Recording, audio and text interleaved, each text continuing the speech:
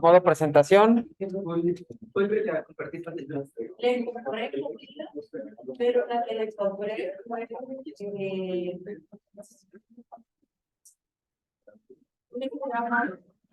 ¿Fuiste a, fuiste a Guadalajara, Sandra? ¿Fuiste a Guadalajara? ¿Este o el anterior? Ya ahí se ve. No digo, ya se ve. entonces yo compré eso, pero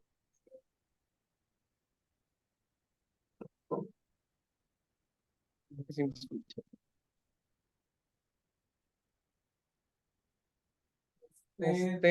Bueno, vamos a comenzar. ¿Te escucha, doctora? Sí, perfecto.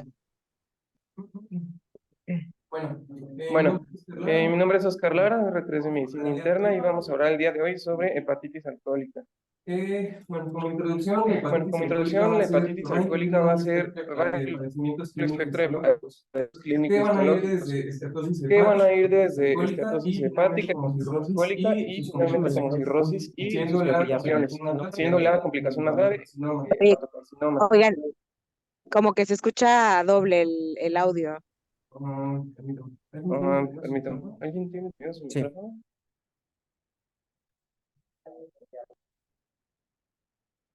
Doctora. Ya se escucha bien. Ok, gracias. Y bueno, generalmente los pacientes son diagnosticados ya en etapas avanzadas. Y bueno, en cuanto a la enfermedad temprana, la información que se tiene es limitada. Sin embargo, ahorita vamos a hablar sobre qué pacientes se tiene que hacer un tamizaje. Y va a ser la principal causa de muerte relacionada al alcohol a nivel mundial. Y bueno, se ha descrito que la mayoría de las personas con un alto consumo de alcohol no desarrollan enfermedad hepática avanzada, lo que sugiere que es una enfermedad multifactorial, tanto del medio ambiente como inherente a la persona que padece, bueno, que tiene el padecimiento.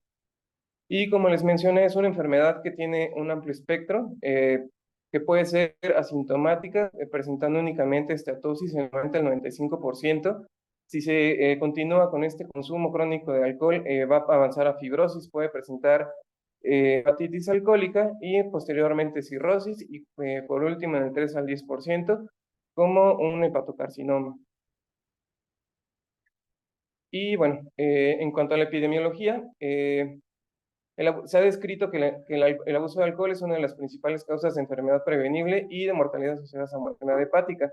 La OMS en su último reporte indicó que alrededor de 3.3 millones de muertes anuales están asociadas al consumo de alcohol, que esto es el 6% de las muertes anuales a nivel mundial y va a ser un factor de riesgo en cerca del 50% de los casos de padecer cirrosis.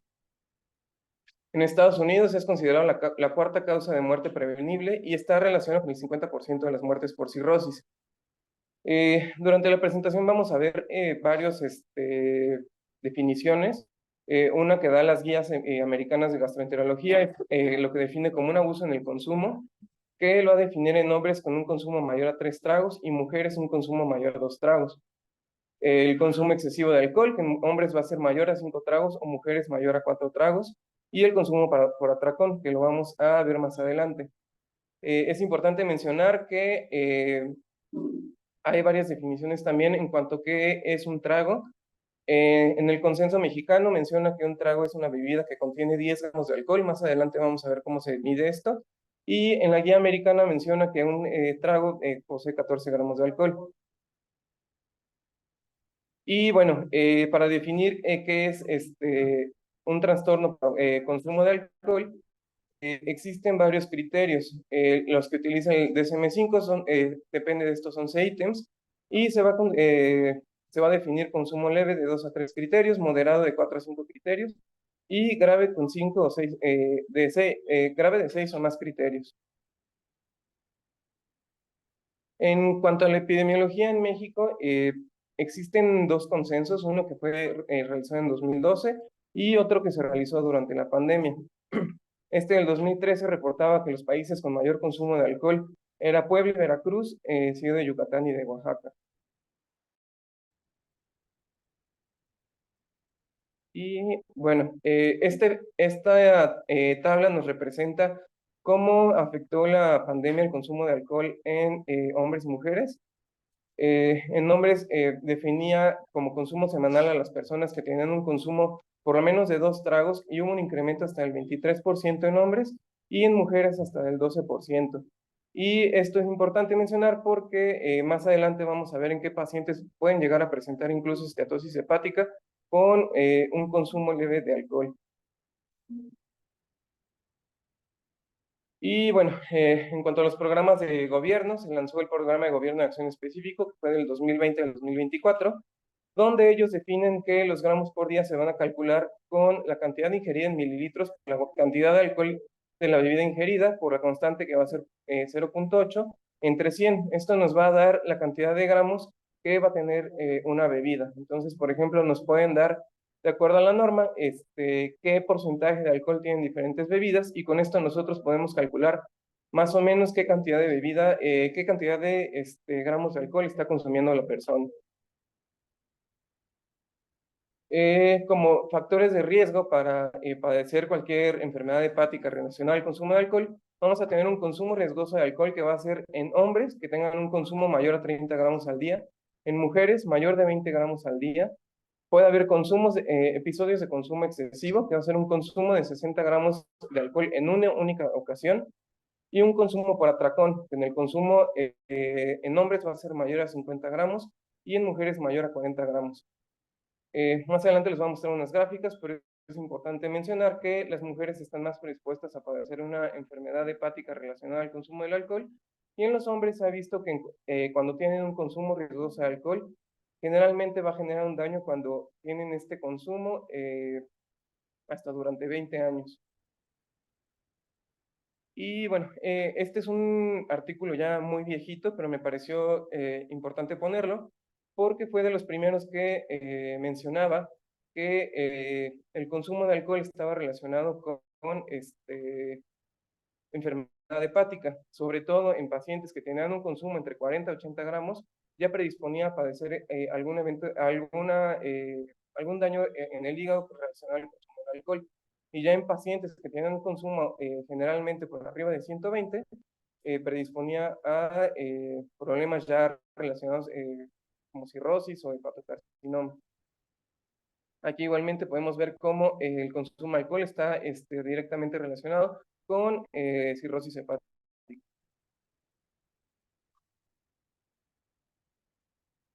Y bueno, esta es la tabla que les mencionaba, donde se ha visto que las mujeres tienen una mayor predisposición a sufrir enfermedades hepáticas por el consumo de alcohol que los hombres. En hombres se llega a presentar la enfermedad hepática hasta con un consumo mayor a 70 gramos, mientras que en las mujeres a partir de 40 gramos ya es un factor de riesgo importante para sufrir una enfermedad hepática. Igualmente en esta tablita que se realizó en la Asociación Europea de Hígado, se estudiaron a personas de acuerdo a la frecuencia con la que tomaban. Se vio que las mujeres con menos consumo de alcohol, con menor consumo de alcohol, tenían un daño más importante en diferencia a los hombres. Y bueno, dentro de otros modificadores de la enfermedad o factores de riesgo que debemos de tomar en cuenta, el principal siempre va a ser el consumo de alcohol, la edad e incluso la edad a la que comenzaron a tomar, el sexo, como les mencionaba, que las mujeres tienen una mayor predisposición, el estado nutricional y dietético, la asociación con con el consumo de otras sustancias, por ejemplo, el consumo de tabaco, se ha visto relacionado que tiene una mayor predisposición a sufrir enfermedades hepáticas y que tiene un riesgo de 2 a 3 veces mayor que la población en general. La exposición ambiental y otras enfermedades hepáticas, sobre todo las virales, principalmente el virus de la hepatitis C. Y bueno, como ya les había mencionado, la enfermedad va a poseer un amplio espectro que se va a presentar principalmente como esteatosis. Esteatosis puede evolucionar a fibrosis y se pueden presentar hepatitis alcohólica. Más adelante vamos a ver específicamente qué criterios tiene que cumplir para considerarlo como una hepatitis alcohólica. Y posteriormente esta puede evolucionar a cirrosis, y esta cirrosis nos va a predisponer a que haya mayores episodios de enfermedad hepática aguda sobre crónica, y pues, finalmente como un hepatocarcinoma en el 3 al 10% de las enfermedades. Y esta va a ser la evolución natural de la enfermedad, donde vamos a tener una enfermedad hepática temprana, una hepatitis alcohólica que ya va a estar acompañado de fibrosis y finalmente como una cirrosis. En cuanto a la fisiopatología, va a involucrar diferentes mecanismos de daño hacia el hígado, principalmente por aumento de marcadores de inflamación. Ahorita vamos a ver específicamente en cada etapa qué es lo que pasa, pero principalmente va a haber un infiltrado de macrófagos y neutrófilos en el hígado que van a predisponer a un estado inflamatorio y finalmente a migración de fibroblastos y miofibroblastos que van a predisponer a fibrosis. Y bueno, en cuanto a la fisiopatología de por qué la presentación inicial es la esteatosis hepática, va a ser porque el consumo de alcohol va a causar regulación a la alza de sustancias como el SRBP1C, que va a facilitar la expresión de enzimas lipogénicas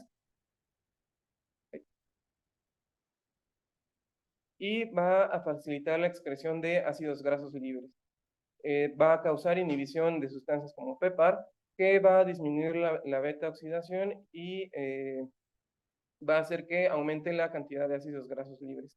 Esto nos va a causar mayores depósitos de ácidos grasos en el hígado y finalmente como se va a presentar como un hígado graso. Una vez que ya tenemos la inflamación, la esteatosis hepática en el hígado, por diferentes mecanismos, se me pasó a mencionarles que el alcohol en sí, uno de sus principales metabolitos que causan daño y que vamos a ver en toda la fisiopatología va a ser el acetaldehído. El acetaldehído va a estar como resultado de la degradación de etanol por el alcohol de hidrogenasa. Este va a ser el que va a causar principalmente los daños. Una vez que ya tenemos establecido un hígado graso, va a haber principalmente respuesta por el sistema innato, por la inmunidad innata y la inmunidad adaptativa.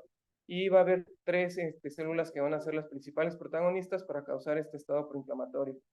Entre ellas va a estar las células de Kupffer, las células estrelladas y los hepatocitos. Todos estos van a causar la activación de una cascada proinflamatoria con citoquinas proinflamatorias entre las que se encuentra el factor de necrosis tumoral alfa, la interleucina 1 y la interleucina 17, y quimiosinas como la interleucina 8. Y esto va a causar un estado proinflamatorio. Y bueno, ya que tenemos un hígado graso que está inflamado, estas mismas células estrelladas junto con las células de Kupffer van a aumentar la producción de matriz extracelular junto con la migración de fibroblastos, lo que va a causar un hígado fibroso. Y esta va a ser la historia natural de la enfermedad, desde que tenemos un hígado graso, posteriormente un hígado inflamado y por último un hígado fibroso que va a culminar con fibrosis. Y siguiendo esta evolución de la enfermedad, vamos a tener una enfermedad hepática temprana. Y bueno, ¿cómo podemos sospechar una enfermedad hepática temprana? Esta enfermedad se va a sospechar en pacientes que tengan un consumo excesivo de alcohol, quienes cumplan con criterios para hacer pruebas de funcionamiento hepática. Y la biopsia de hígado no se va a recomendar rutinariamente. Y tenemos herramientas no invasivas como scores que nos pueden predecir un hígado fibroso o en pacientes que nos tienen en los que tenemos que hacer tamizaje. La guía americana nos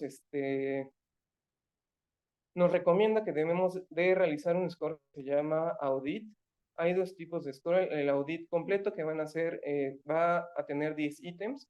Estos ítems van a cuestionar sobre el consumo de alcohol y nos van a dar una escala que de acuerdo, que eso nos va a ayudar a nosotros sobre qué pacientes tenemos que hacer en un tamizaje. Existe una versión más simplificada que es el audit C, que es el que les pongo aquí en la presentación, que únicamente con 3 ítems y un puntaje nos va a arrojar un puntaje donde nosotros podemos tener una conducta a seguir. De acuerdo al audit C, estos son los puntajes que tenemos que encontrar, donde un puntaje de 0 a 4 no requiere que se realice ninguna acción. Un puntaje mayor a 5 en hombres y en hombres y mujeres y mayores a 65, mayor a 3, se tiene que tener vigilancia, y con un puntaje mayor a 11 ya se tiene que tener una intervención, sobre todo psiquiátrica, porque ya se clasificaría como un trastorno de consumo del alcohol. En cuanto a lo que nosotros respecta en qué pacientes tenemos que realizar tamizaje, es en pacientes que tienen un puntaje en AUDITSE mayor a 5, en mayores de 65 años mayor a 3, y si realizamos el score completo, tenemos que realizar tamizaje cuando se tiene un puntaje mayor o igual a 8. Entonces, de acuerdo a este puntaje, tenemos que hacer un screening con el score de audit.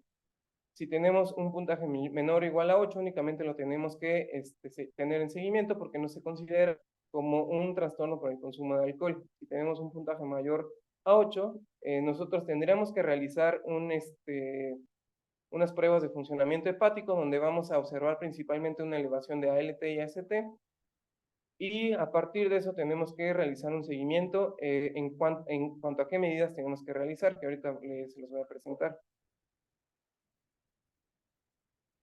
Y bueno, el hígado graso alcohólico se va a diagnosticar en pacientes que tengan un trastorno por consumo de alcohol y que cumplan con alguno de los siguientes criterios: un estudio de imagen compatible con esteatosis hepática, sobre todo ultrasonido, una elevación de enzimas hepáticas, AST va a ser mayor a ALT, pero generalmente esto no rebasa a 400, unas bilirrubinas totales mayores a 3 miligramos por decilitro.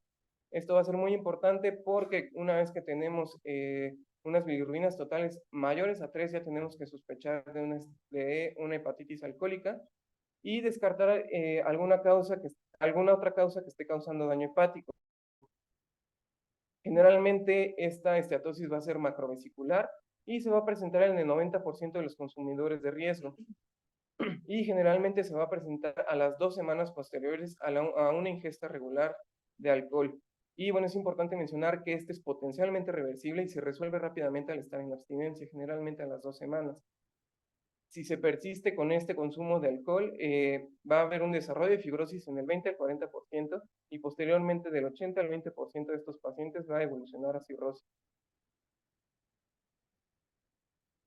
Y bueno, en cuanto a la hepatitis alcohólica, el diagnóstico va a estar determinado por siempre va a ser muy característico que tenga el desarrollo o empeoramiento de ictericia, presentándose como unas bilirrubinas totales mayor a 3 miligramos por decilitro, y el desarrollo o empeoramiento de complicaciones relacionadas al hígado.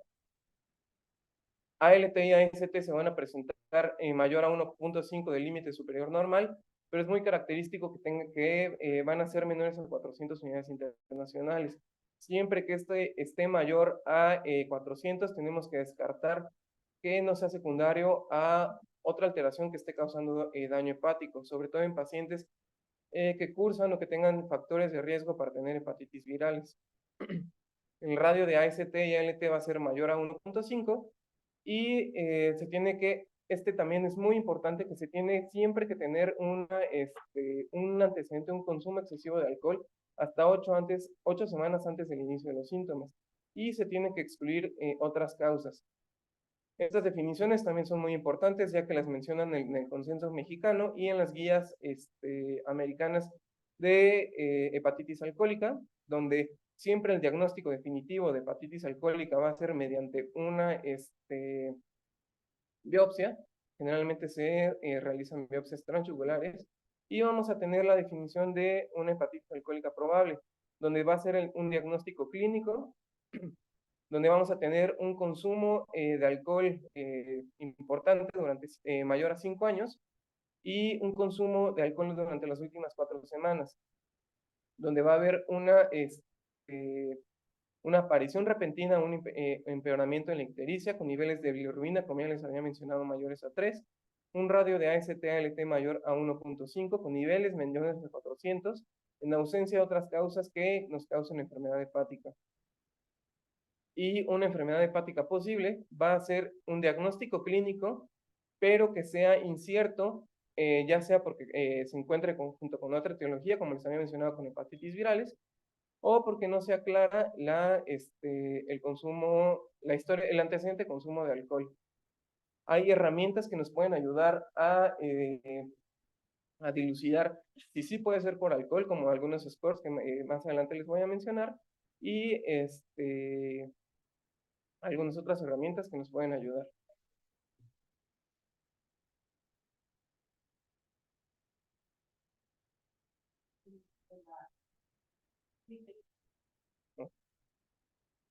Y bueno, una vez que ya descartamos que no tenga algunas otras causas de que nos esté causando daño hepático, ¿cuál va a ser el rol de la biopsia transyugular? Si bien les había mencionado que no está recomendado, que no se hace de manera rutinaria,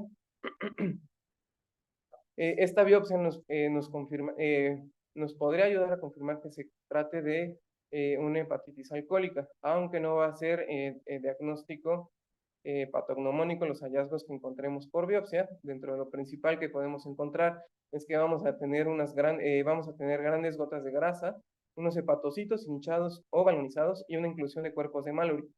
Y puede haber infiltración de neutrófilos y fibrosis sinusoidal.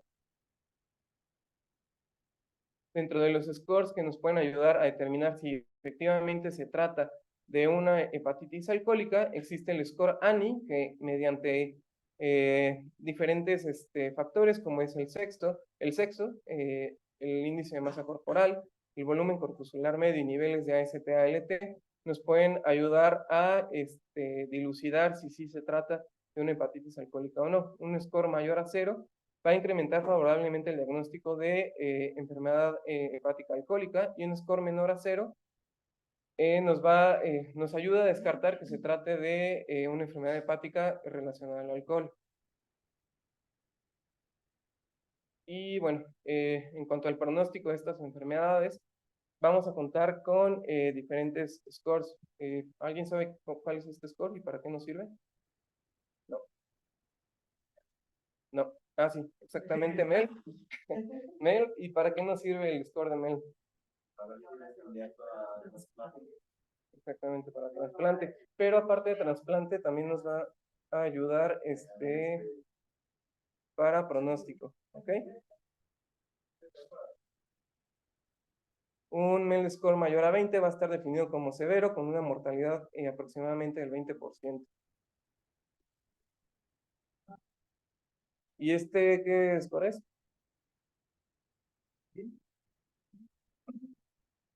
No. Este score es ya muy viejito, pero lo siguen mencionando las guías, sobre todo para diagnosticar enfermedad, que es el Madrid Score. Y nos va a también hablar sobre severidad. Un Madrid Score mayor a 32 está asociado con una mortalidad del 20 al 50% en los próximos 30 días. Todavía apenas voy a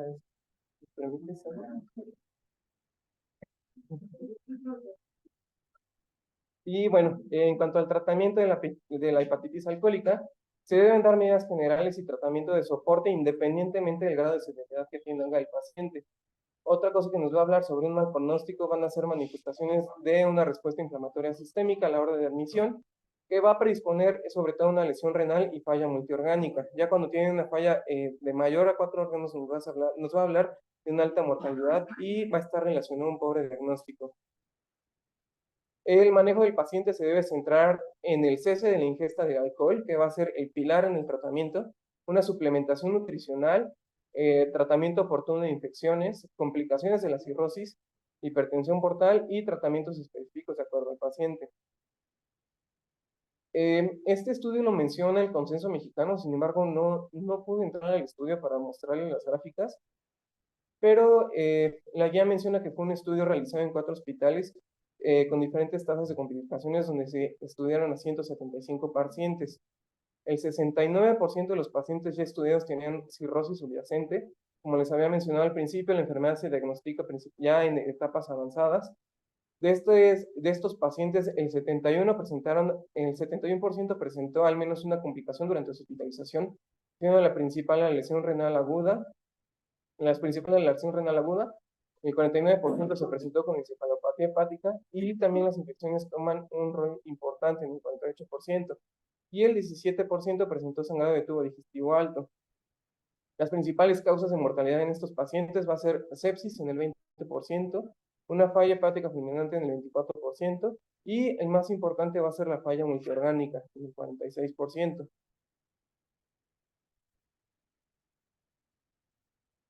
Y bueno, estos van a ser los 5 pilares del tratamiento, o bueno, los que describen principalmente las guías. Uno de los principales y el que mencionan como primer lugar en las 2 guías va a ser el apoyo nutricional, donde se ha visto que una ingesta calórica de 35 a 40 calorías por kilogramo al día va a estar relacionada a un mejor pronóstico con una ingesta de proteínas de 1.2 a 1.5 gramos por kilogramo al día y tratar deficiencias específicas de vitaminas y minerales. Encontré un apartado en un artículo que mencionaba que se había relacionado con un incremento en la mortalidad hasta el 40% en pacientes que tienen una ingesta calórica menores a 21.5 calorías por kilogramo al día. El uso de corticosteroides que van a estar indicados en caso de hepatitis alcohólica aguda grave o en casos graves ya de hepatitis alcohólica. El principal, que está principalmente estudiado es la prednisolona con 40 miligramos al día. Sin embargo, es importante mencionar que todo lo que le mencione estos tratamientos, ninguno se ha visto que mejore la sobrevida a largo plazo. Todos van a mejorar la sobrevida durante el primer mes o a los 3 meses. La guía americana menciona el uso de acetilcisteína, que va a mejorar la sobrevida a corto plazo cuando se administra junto a prednisolona. Su mecanismo de acción va a ser que aumentar la reserva de glutatión y va a disminuir el estrés oxidativo. Mencionaban una dosis de carga con posterior continuar con 100 miligramos por kilo al día por 2 a 5 días. Y otro medicamento que se estudia es la pentoxicilina, que se ha visto que si bien no ayuda a la sobrevida, como más adelante les voy a mencionar, sí ayuda a disminuir riesgos de lesión renal y de sufrir síndrome hepatorrenal. Y este nos va a ayudar a disminuir la acción del tumor de necrosis alfa, y se administran 400 miligramos al día durante 4 semanas.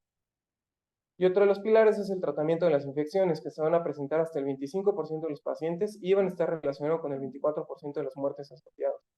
Y el pilar más importante va a ser el cese del consumo de alcohol.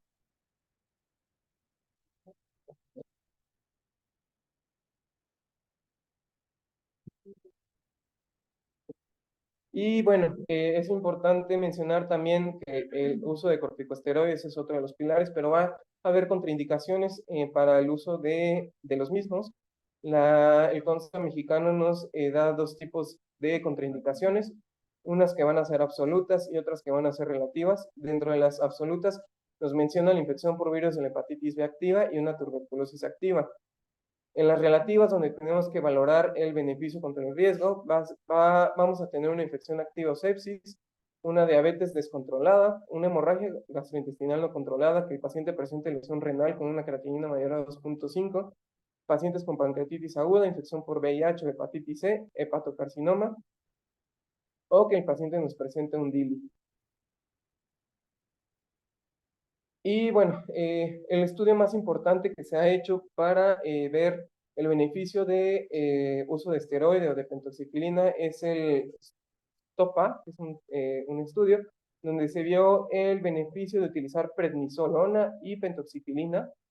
Como les había mencionado, cualquier tratamiento que se dé únicamente nos va a mejorar la sobrevida a corto plazo. Como aquí podemos ver que nos disminuyó una mortalidad a corto plazo, sobre todo la prednisolona, donde a comparación con el placebo nos mejora la mortalidad hasta 14%, pero a largo plazo vemos que no hay una mejora sobre la sobrevida de los pacientes. Y como les había mencionado, la pentoxicilina no va a tener una mejoría en cuanto a la sobrevida de los pacientes, pero sí nos va a lograr disminuir la incidencia, sobre todo de lesión renal aguda y síndrome hepatorrenal. ¿De qué?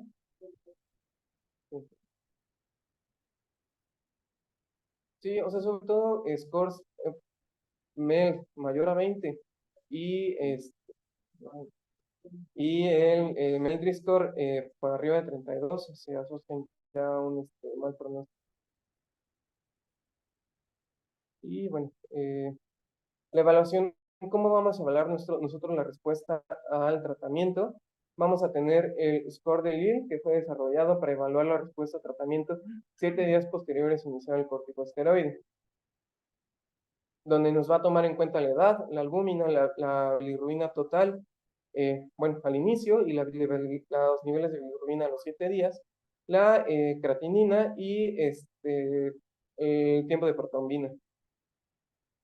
Estos pacientes con un score mayor a 0.4 tienen una menor sobrevida a los 6 meses. Y bueno, no sé por qué soy tan borroso, pero se han estudiado otras alternativas de tratamiento, sobre todo para estimular la regeneración hepática mediante factores estimuladores de granulocitos, perfiltracin, y antioxidantes como la N-acetilcisteína. Otras terapias antiinflamatorios como la metilprednisolona o el canakinumab, que es un antiinterleucina 1B, y otras terapias como para el microbiota intestinal, que nos ayuda a disminuir la incidencia sobre infecciones, como el uso de amoxicilina con ceflavónico o ciprofloxacino, o aquí en México, que es muy utilizado, la rifaximin.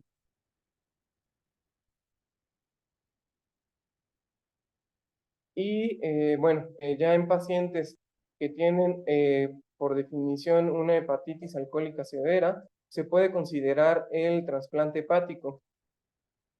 Dentro de las indicaciones que están aceptadas para trasplante hepático, vamos a tener una hepatitis alcohólica severa que va a estar definido por el score de MELD y el MELDRI, y que no haya respuesta al tratamiento médico, que pacientes que tengan una buena red de apoyo y que no existan alteraciones psiquiátricas, y que pues el paciente esté de acuerdo a una abstinencia de por vida. Y bueno, que también esté de acuerdo el comité de trasplantes, ¿no? Y bueno, todos estos son los criterios que se utilizan, que fueron desarrollados por la Universidad de California para evaluar qué pacientes son candidatos a un trasplante hepático. Tienen que cumplir con el criterio 1 a 4,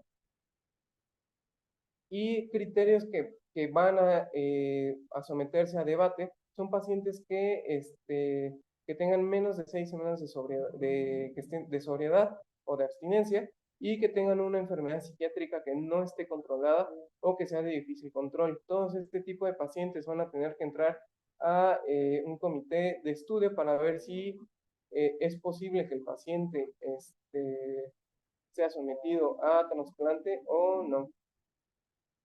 Y bueno, pues ya otros criterios de exclusión sería que el paciente pues de plano no acepte o tenga mala red de apoyo, y pues nada más. Y no encontré sobre la edad. Sí encontré un parrafito que decía que en pacientes mayores de 75 años sí se ponía a debate si se hacía trasplante o no. Pero así como que fuera criterio de exclusión, no encontré que fuera la edad. Y pues bueno, creo que sería todo. No sé si haya dudas o preguntas.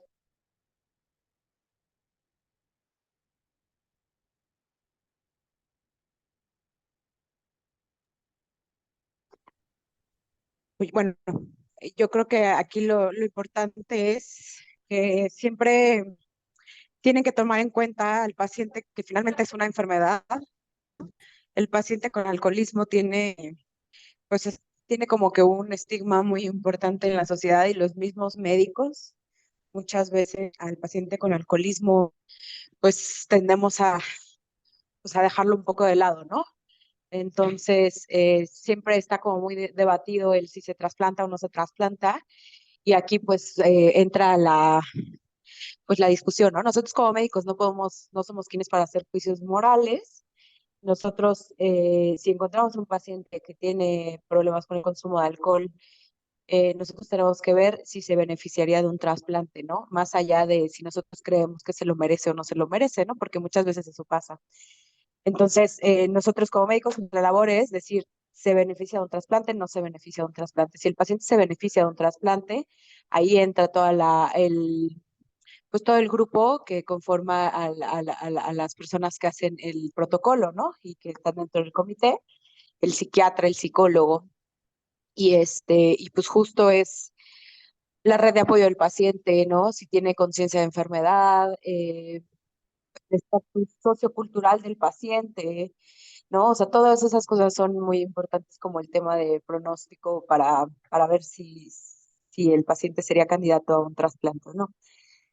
Porque si nos pusiéramos así como que pues, con adicciones, pues no estaríamos trasplantando a ningún paciente con hígado graso no alcohólico, ¿no? O sea, todos los pacientes que llegan al trasplante por MAFLD o bueno, MAFLD, que ya es, la mayoría después de trasplantarlos suben de peso, hacen esteatosis, ¿no? Entonces recaen en la enfermedad que los llevó al trasplante. Entonces, pues para el caso, porque uno diría, ¿por qué trasplantamos gente con problemas metabólicos y no trasplantamos gente con problemas de alcoholismo? Finalmente las dos son una enfermedad, ¿no? Un tema de una adicción. Entonces, ustedes, pues, como internistas, les va a tocar mucho pues, valorar este tipo de pacientes, ¿no? O sea, creo que fue lo que más bien el Servicio Social de Medicina Interna. Y pues decidir quién es quién se beneficiaría de un trasplante y ya de ahí pues se decide en un comité con diferentes especialistas si el paciente está apto o no para un trasplante. Pero no hay que dejar al paciente por tener un problema de consumo de alcohol fuera de la oportunidad de trasplantarse, ¿no? Muchas son personas en edad económicamente activa, este, pues digo, una oportunidad, ¿no? Entonces, en otros países donde se tiene más pues más facilidad para tener un órgano, pues son pacientes que se trasplantan sin ningún problema. Y en Francia y en otros países, el paciente con hepatitis aguda alcohólica se trasplanta, ¿no? Entonces, aquí eso es algo que tenemos que cambiar, la mentalidad de los médicos, de dejar al paciente afuera por ser un paciente con un problema de alcoholismo. Eso es algo que tenemos que cambiar porque tristemente en México son pacientes que ni siquiera llegan a un tercer nivel porque pues dicen, pues es alcohólico y pues ya ni modo, ¿no? Ya perdió su oportunidad. Entonces, pues nada más eso. Hay otras terapias ahí como estudiadas, como la diálisis con albúmina y otras cosas, pero finalmente todas van a ser terapias pues, para poder llegar a que el paciente llegue a trasplante, ¿no? Algunos, aunque no sean candidatos a trasplante, hay algunos estudios en los que el MARS y el SPAD y todas estas cosas mejoran, ¿no? La hepatitis aguda alcohólica severa, mejora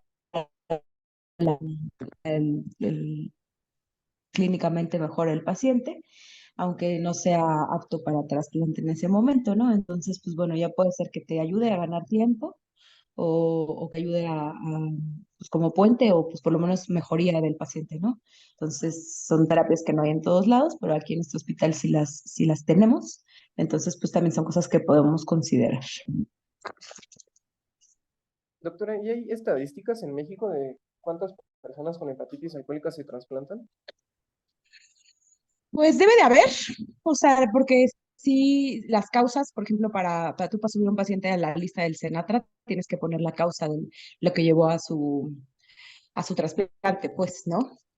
Entonces, aquí en el hospital sí tenemos varios pacientes con hepatitis alcohólica trasplantados, pero pues bueno, son los mínimos, ¿no? O sea, generalmente se da prioridad a virus C o IGAS o, ¿no? O sea, que son pacientes a los que sí mandan a protocolizar, pero sí debe de haber, o sea, debe de existir la información porque te digo, todo paciente que se sube al Senatra sube con un diagnóstico. Entonces, pues sí debe haber, pero la verdad es que no lo tengo ahorita en mente, pero pues es la principal causa de cirrosis en México, el hígado, la hepatitis alcohólica, la principal causa de cirrosis. ¿Quién más?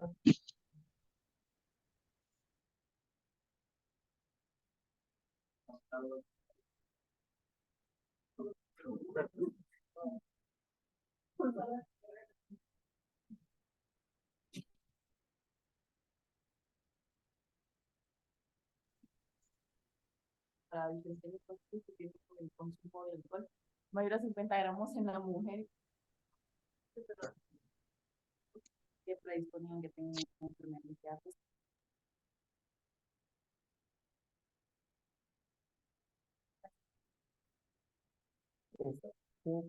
Pues creo que ya no hay dudas, doctora. Ok, muy bien. Bueno, nos vemos el miércoles. Gracias, doctora. Cuídense, buen día.